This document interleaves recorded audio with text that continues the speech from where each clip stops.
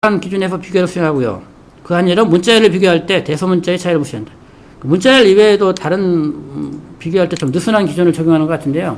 얘는 나와 있지 않아가지고 쓸 수가 없었습니다. 맨 마지막에 등호기호는 숫자 비교할 때 가장 효율적이고요. 서로 다른 데이터형 숫자를 비교할 때는 사용할 수 있는 유일한 함수입니다. 키워드 인수라는 게 있는데요.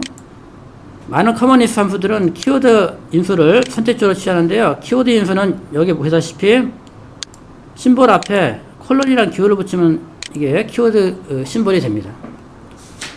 예를 들어서 리무브 함수 같은 경우는 카운트라는 키워드 인수를 선택적으로 취할 수가 있는데요. 몇 개의 행목을 제거할지를 나타냅니다. 예를 들어서 텍스트에다가 이와 같이 값을 치환한 다음에 텍스트에서 A를 제거하라고 하면 전부 다 제거하게 됩니다. 반면에 3개만 제거하라고 하면은 앞에 있는 바나나에서 A만 제거되는 걸 알 수가 있습니다.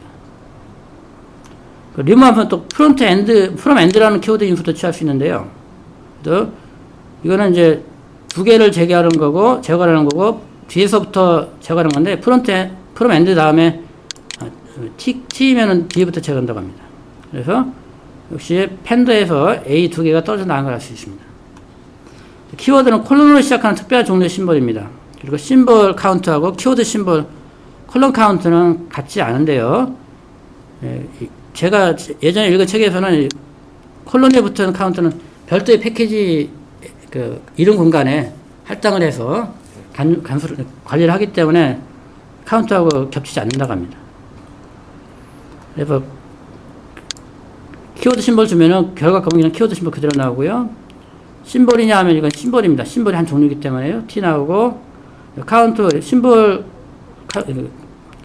일반적인 심볼하고 키워드 심볼이 같으냐 다르다라고 나오죠. 또 키워드인가 아닌가를 확인하는 함수도 이렇게 마련되어 있습니다. 키워드 인수를 취한 또 다른 예가 멤버 함수인데요. 이 함수는 일반적으로 EQL, 아까 특별히 지정하지 않는 EQL 함수를 기본 비교 함수로 쓴다고 했지 않습니까? 근데 예를 들어서 그래서 카즈에다가 이와 같은 자료형을 대입을 한 다음에 멤버로 이렇게 묶게 되면은 이거는 이 주어진 요거하고 요것이 사실 같지가 않죠. 주소는 다르죠. 그러니까 요거를 할 때 요것이 선언되는 메모리는 하고 여기 있는 메모리가 같지 않기 때문에 그냥 멤버를 하게 되면 1값을 나오는데 근데 카즈 세컨드 하면 이렇게 2개 나오고요.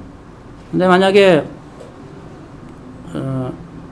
EQL을 적용하게 되면은 서로 같지 않기 때문에 1이 나오죠. 하지만 EQL을 적용하게 되면은 서로 같은 것으로 해서 T가 나옵니다. 그래서 멤버가 취할 수 있는 테스트 키워드를 이용하면 이 문제를 해결할 수가 있습니다. 테스트 키워드에다가 샵 한 다음에 인용기호 쓰고 이퀄을 하게 되면 이거는 C에서 그 함수의 포인터 정도로 이해하면 될 것 같습니다.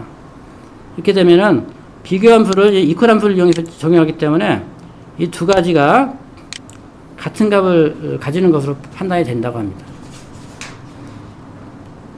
그 리스베 등가 테스트를 이용하는 모든 함수는 테스트 키워드를 인수로 취할 수 있고요. 그래서 카드에서 O 리무브를 제거하면 제거가 안 됩니다. 왜냐하면은 비교할 때 EQL이라는 함수를 적용하게 되죠. 그래서 여기에 있는 이 리스트하고 여기에 있는 리스트가 같은 메모리 주소를 참조하지 않죠. 반면에 이퀄이라는 걸 주게 되면은 여기 샵이 하나 빠졌네요.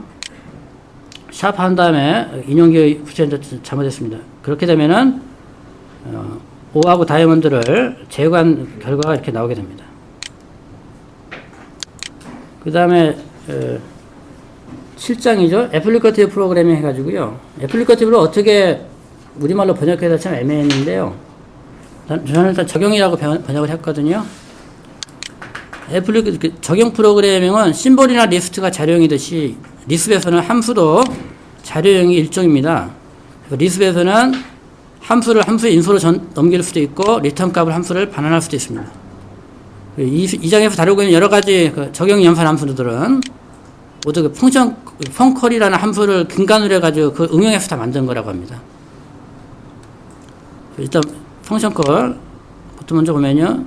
펑션콜은 기본적인 함수 원형이 이렇게 생겼고요. 첫 번째 함수로 함수 객체가 오고요. 두 번째가 인수가 이렇게 엔드 레프트라고 되어 있죠. 이게 맞나요? 엔드 레프트는 아닌 것 같은데. 아, 그렇죠. 맞아요. 나머지는 이게 레프트라는 것은 인수를 0에서 무한대까지 줄 수 있다는 그런 표시라고 일단 이해를 하시고요. 그래서 첫 번째 콘스 함수가 이렇게 있고요. a, b를 이렇게 주면은 a, b를 인수로 해가지고 콘스 함수에 적용을 하게 됩니다. 그렇게 되면 그 결과가 a.b 이렇게 나오게 되겠죠. 그러니까 쉽게 생각하시면은 함수 이름하고 인수를 따로 분리한 다음에 그걸 합쳐주는 거다라고 생각하시면 되겠습니다.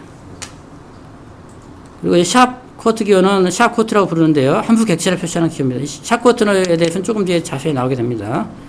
예를 들어서 이 fn 함수에다가 샵 쿼트 컨스를 집어넣게 되면은 이제 컴파일드 펑션이 이렇게 나오고요. fn을 하면 똑같은 메시지가 나옵니다. 그 fn의 타입을 물어보게 되면 컴파일드 펑션이 이렇게 나오고요. fn에다가 c와 d를 주게 되면은 c.d 이런 결과가 나오게 됩니다. 그리고 fn하고 샵 쿼트 컨스는 결과적으로 같은 값을 가지기 때문에 t를 반환하고요. 얘를 여기 들어놨는데요. add라는 함수를 하나 이렇게 정의를 했습니다. xy 들어가면 xy 값을 더한 다음에 반환하는 거죠. 참고로 제가 이렇게 맨 마지막에 이거 이렇게 띄워놨죠. 대개는 붙는데요. 조금 이따 복잡한 경우에 왜 그런지 설명을 하겠습니다. 이건 저만의 구별 방법인데, 일단은 어드를 정해놓고, 이거를 함수 포인트로 해가지고, 어드 펑션에게 할당을 합니다. 그런데 펑션 콜 한 다음에, 함수 명하고, 이하고 상을 분리를 한 다음에, 불러버리면 결과값이 이렇게 5가 나오고요. 근데 그냥 애드 펑션 해가지고 해도 그대로 나오더라고요. 샤코트 경우는 일반 함수의 경우는 사용할 수가 있고요. 매크로라든가 특수함수 같은 경우에는 사용할 수 없다고 합니다. if 같은 경우에는 스페셜 펑션이거든요. 적용할 수 없고요. 이거는 존재하지 않는 함수에 대해서는 존재하지 않는다고는 메시지가 이렇게 나옵니다. 메카는 적용 함수 중에 가장 많이 쓰이는 함수라고 하는데요. 첫 번째로 함수 객체가 오고, 두 번째가 리스트가 오고요. 세 번째는 더 많은 리스트가 올 수도 있고 안 올 수도 있고 선택적으로 오고요. 메카는 가장 빈번하게 사용되는 적용 함수인데요. 이 함수는 리스트로 주어진 인수에 각 원소를 한 번에 한 개씩 펑션 객체 인수에 적용을 합니다. 예를 들어서 스퀘어 함수를 이렇게 정의를 해놓고 스퀘어 3 하게 되면은 인수가 하나 받아들여가지고 3 곱하기 3면 9가 나옵니다. 반면에 리스트를 이렇게 줄 수는 없거든요. 왜냐하면은 스퀘어라는 것은 숫자를 받아가지고 그것을 제곱하는, 반환한다는 그런 전자에서 만들어진 함수이기 때문에요. 이럴 경우에 스퀘어 함수는 인수로 숫자만을 받아들일 수 있을 뿐이어서 리스트를 받아들일 수는 없습니다. 에러가 발생했는데 이런 경우에 메카 함수를 이용하면 간단하게 되는데요. 스퀘어, 샵 쿼트 한 다음에 스퀘어 한 다음에요. 이 함수를 주게 되면은 메카는 리스트로 준 이 인수를 하나씩 취해가지고 스퀘어 함수를 부릅니다. 그래서 그 결과값을 다시 다 모아가지고 다시 리스트로 반환하게 된다는 거죠. 그렇게 되면은 원래는 리스트를 받아들이지 않게 설계된 거를 리스트를 이용해서도 함수로 불렀을 수 있다는 것이죠. 예, 두 번째 것도 역시 마찬가지이고요.